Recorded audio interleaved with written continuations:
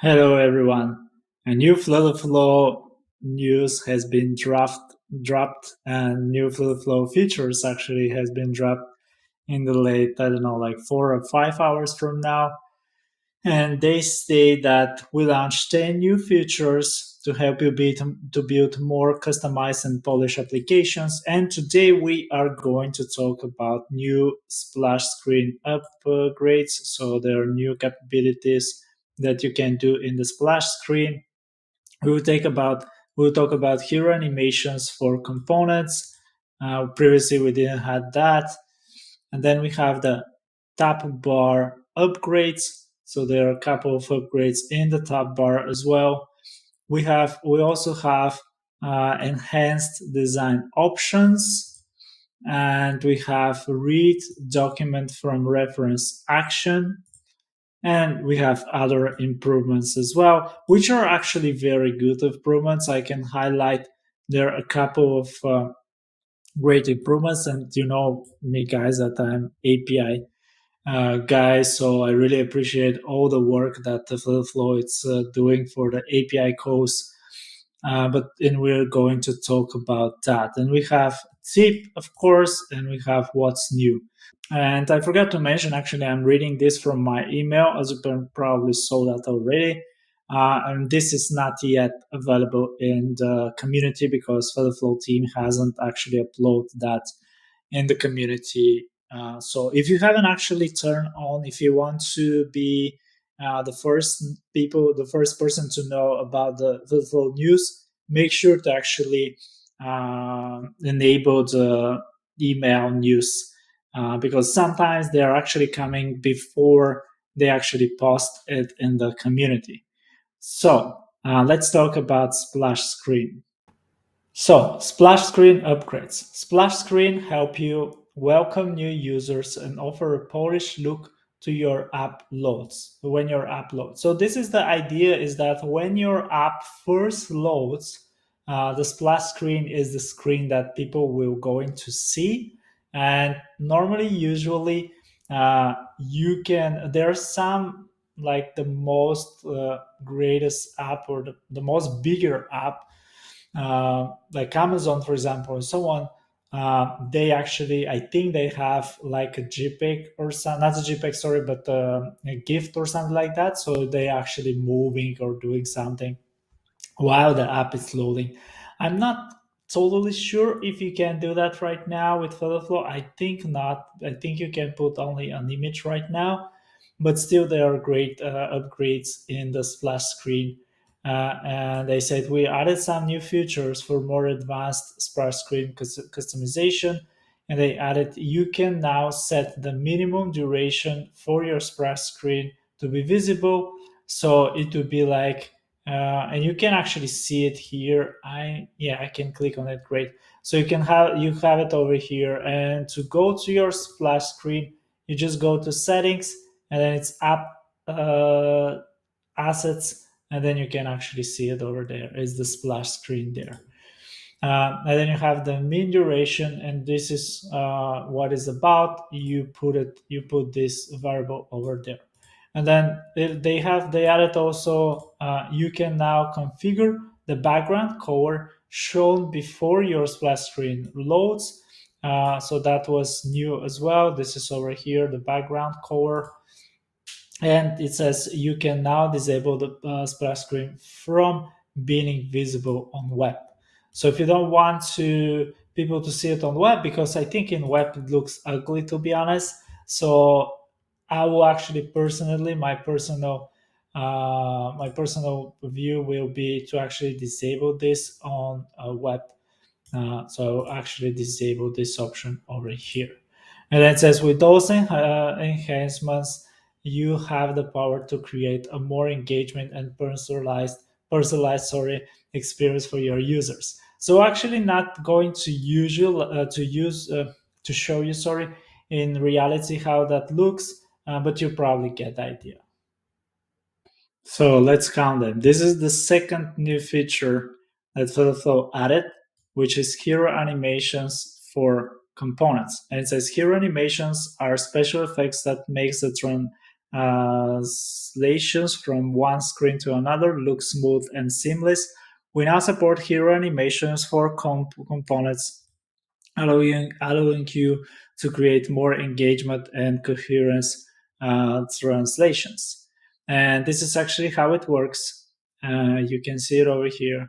When you click on a component, you now have the ability to enable hero translation. It's just like an image. You have the same thing for image as well. And let me show you how you can enable that. So first of all, you have to add the component, which is this one in my case, and then I actually use the hero animation, and then I enable the hero animation, and then I use the hero tag animation, and then I can get it from the variable. This tag can be get it from the variable, or you can create a new tag, and I just created this one hero. So this is how you use it, in case you're wondering. Okay, great. Let's talk about the third new feature, and this is TabBar Upgrades. TabBar helps you organize the content in different sections, allow users to quickly switch between content shown. We are excited to announce that our TabBar just got big updates or upgrades. TabBar now supports widget state. And also, we're added a new change button action control tab bar. And this is huge, actually. Both of them are huge. And let me show you actually the second one. So if you go to tab bar, you can actually add a tab bar. It's just a normal widget. And this is the default one that you are going to see. This is the default tab bar that you're going to see. And now if I add in this colon button, and if I click on this button, you can actually see if I delete this action, I can create it again. So I can just right over here, tap the bar, and you see this new action, which is under widget UI integration, and it says control tab bar. So if I click on it, I should select which tab bar I want to control, which widget tab bar I want to control. If I have multiple in my page, but I have only one right now. And then what I want to do, I want to go to the previous page, do I want to go to the next page, to the first page, to the last page, or I can jump to a specific index, let's say index 0, for example, which is the first page.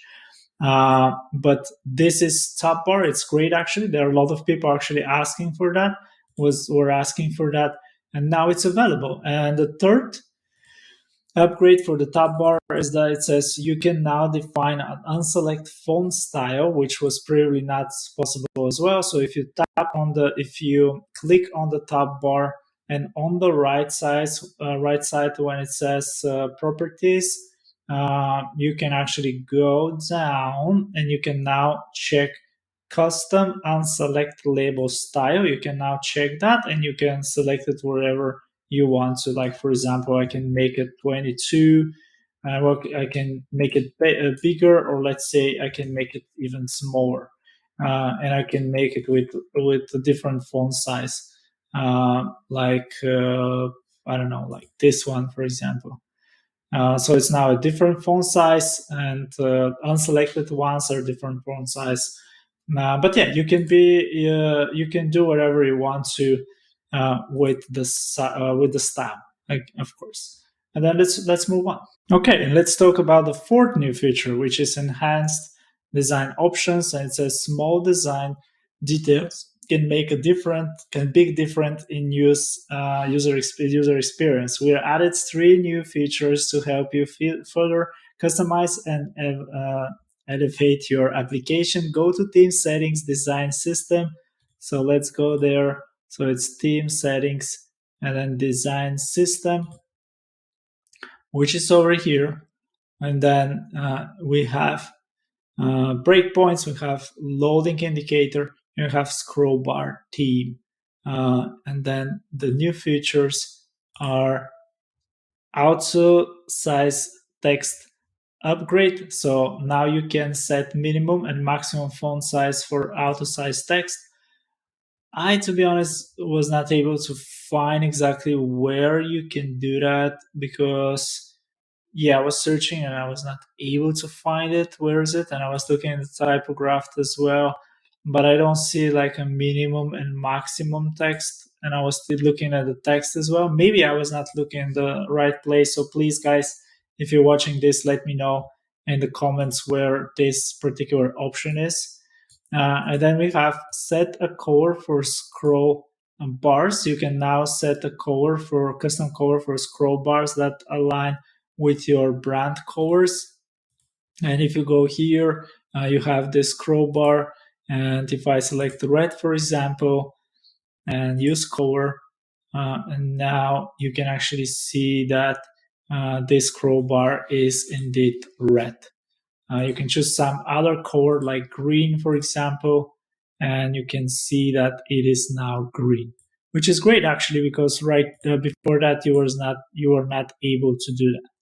And then we have set a status bar color in web apps. You can now define a custom status bar color for web apps, adding a polished touch to your application.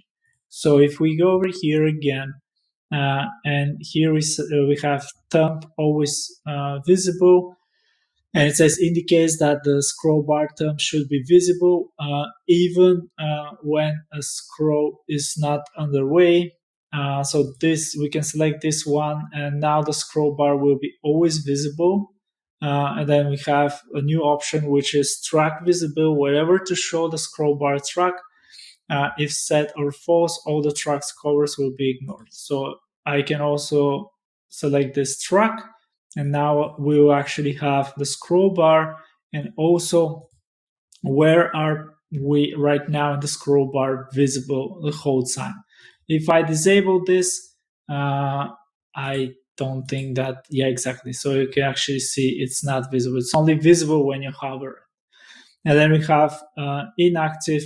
Whenever the scroll bar should be inactive and responds to dragging on the thumb, or tracking in the track area. If set or to false, all the hover state colors will be ignored.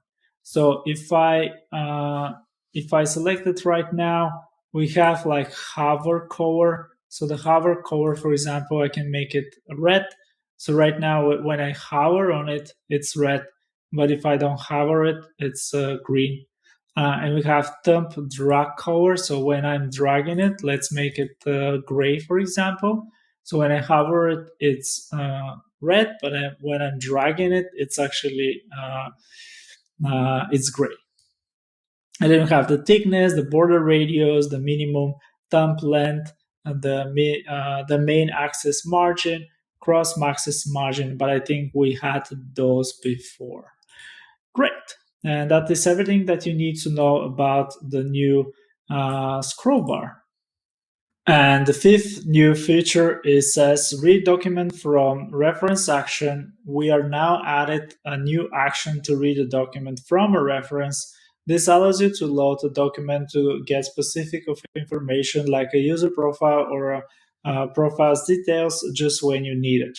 This feature can enhance the performance and the overall user experience of your app. So this is the new feature, and previously, let me show you. So for example, on page load, this is on my scaffold widget, and if I add a new action, if I click on the backend database, and if I click on Firestore, we actually previously had this query collection, and now we can only query the collections. And we can query a single collection, and of course, we can probably try and filter something, but we were not able to actually query by a user reference. We were only able to query the whole collection and then filter it. And now that's actually a big news. If you want to read document only single document based on the user reference, for example, on my page parameter, I put it a user reference to the user, and then I can click that. I can click confirm, and now I have actually the user. So it's the user being used And then, of course, I can have something like add condition, and I can say something like if the user, for example, is, let's say, this is coming from the action output user, and I can say like if the user email, for example, I can say that it's equal to, and I can say wherever I want. So like if I can say like if the user it's equal to admin at flowtheflow.com, for example, then I can navigate it to some page, which is the admin page, for example. But if it's not, then do something else. So this is how you do it. This is how you read a document from a reference section. So other improvements are 6, 7, 8, 9, and 10. And the sixth one is real-time calibration is now possible on design system, teams, and enterprise future only. For teams and enterprise accounts only. Now you can actually work in the same time in the design system window, which is actually over here. So if you go to your app, let me just close that real quickly. If you go to settings, sorry, it's not settings, it's here. It's this team settings, and then design system. And then we added, so the seventh one is we added a new warning to show you when your custom code is overriding for the flow dependencies. So that's actually a great thing, because if you actually go to the flow code, so if you click on the developer menu, click on view code, and then if you actually go to the bottom and click on pub specs, for example, you can actually see that there are a lot of packages that Flow is already using. So if you want to use, for example, file picker, and they are currently using 5.2.6, but if I actually Google file picker, and I think there will be a newer version than this in the pubdev. So if I actually go to this, let me just show you what I mean. So if I switch to file picker, the latest version is 5.3.3. It's not the one that Flow is using. So if you actually want to overwrite this, and if you actually go to, let's say, custom action, I want to add a new custom action, and this custom action will be file picker, for example, or let's say my file picker, and then let's add a boilerplate, and then let's add the dependency. And the dependency that I want to add will be the file picker, but the version that I want to add is 5.3.3, for example. And here it says, warning, file picker is automatically added by Flow. The version you specified will override the version added by Flow. This is likely to cause issues. Consider removing this dependency.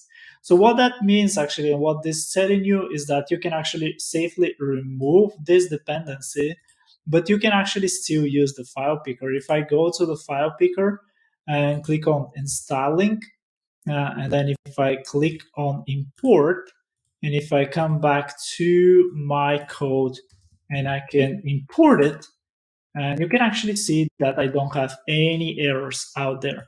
If I try to import some other package that is actually not imported from Flow, you actually see an error. So what about CSV? I think that CSV is not imported from Flow.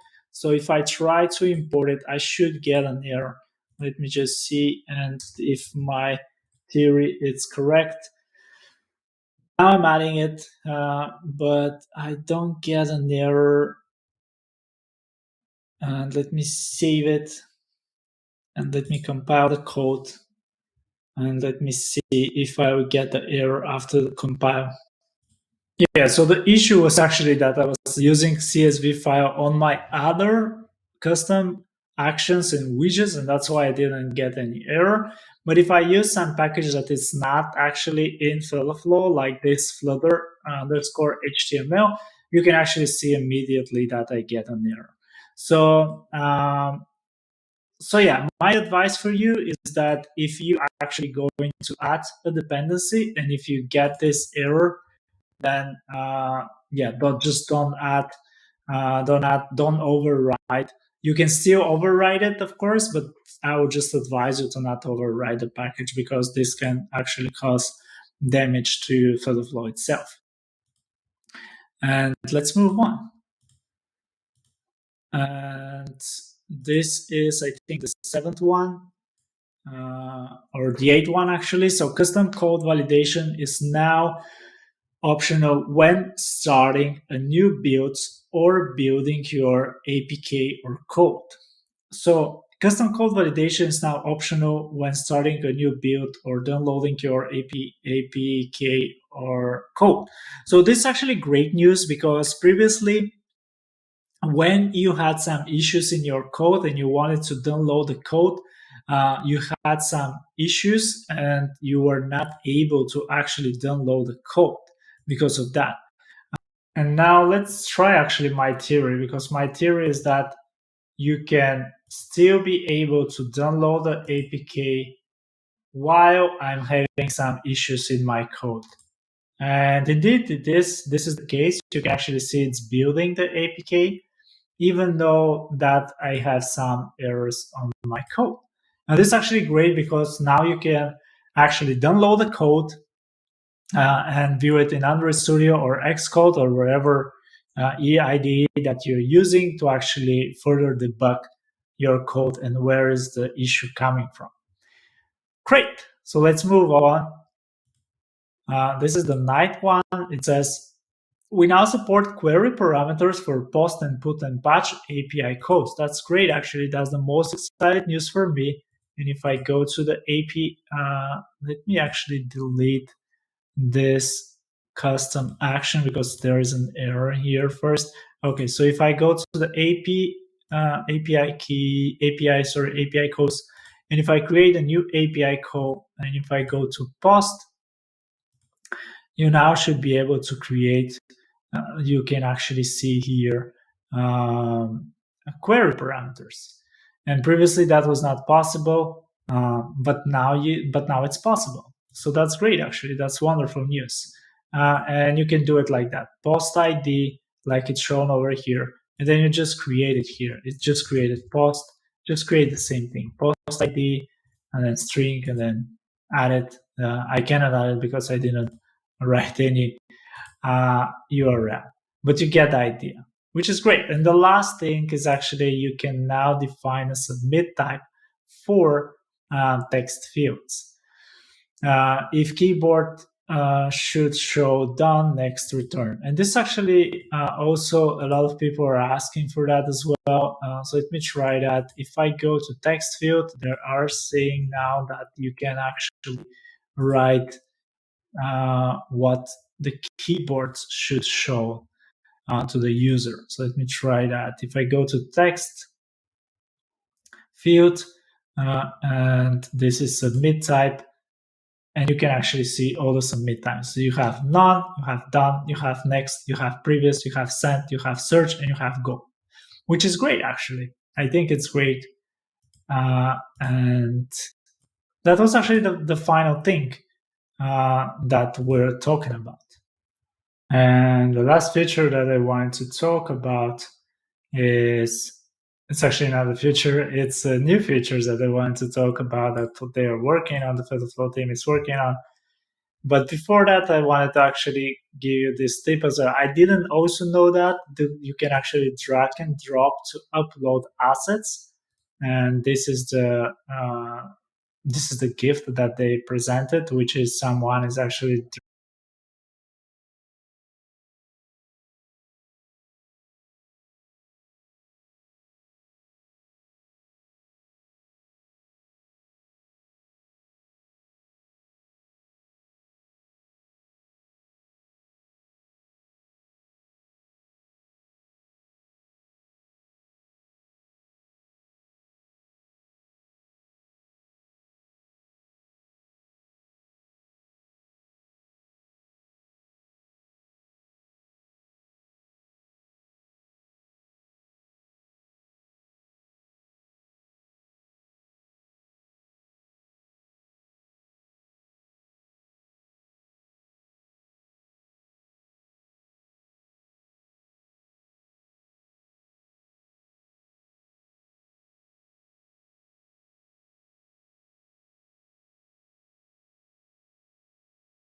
And before you go, I just want to let you know that I set up a Discord channel, which would be for my 3,000 subscribers.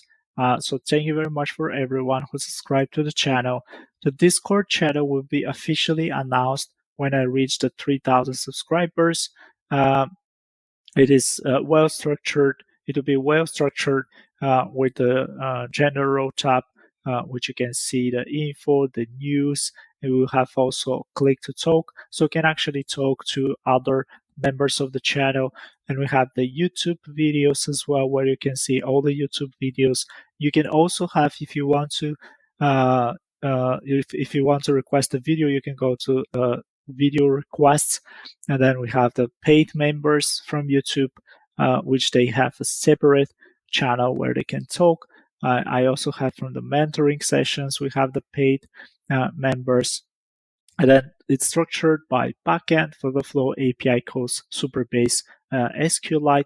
And then you have the design, where you can ask design questions. We have the custom code, which is code expressions, custom functions, custom widgets, custom actions. And for the Flow source code, we can talk about the Flow source code as well. And we have integrations as well, pub dev packages, platforms, if you want to integrate different platforms.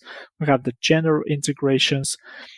And then we have, you don't see it from my face, but we have also the settings. We have the dynamic links, we have the push notifications, we have the app settings, we have the Android deployment, we have the iOS deployment, and we have the web deployment. And the last thing that we have is actually we have the languages, and we have other languages. So we have like Swedish, for example, Spanish, Portuguese, other languages that people from those countries or those languages can talk in their own language.